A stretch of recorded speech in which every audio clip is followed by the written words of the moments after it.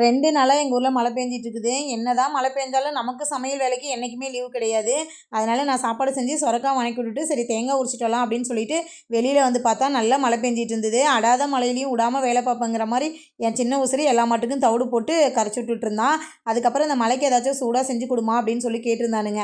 என்னடா வேணும் அப்படின்னு கேட்டதுக்கு உருளைக்கிழங்கு பஜ்ஜி போட்டு கொடுமான்னு சொன்னானுங்க. சரி நானும் வந்துட்டு உருளைக்கிழங்கு பஜ்ஜி போட ஆரம்பித்ததுமே பார்த்தீங்கன்னா ரெடி ஆயிடுச்சா அப்படின்னு சொல்லிட்டு வந்து 2 பேருமே சாப்பாடு போட்டு சாம்பார் ஊற்றி பஜ்ஜி வச்சு கடிச்சிட்டானுங்க. அதுக்கப்புறம் சரி கொஞ்சம் வெங்காயம் பக்கோடா போடலாம் அப்படின்னு சொல்லிட்டு வெங்காயம் கொஞ்சம் கட் பண்ணிட்டு இருந்தேன்.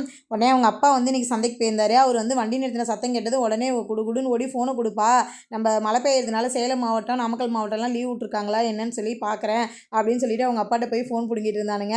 உங்கள் பசங்க மழை பெஞ்சா இது மாதிரி வந்து லீவ் வருமானு சொல்லி பார்ப்பாங்களான்னு கமெண்ட்டில் சொல்லுங்கள்.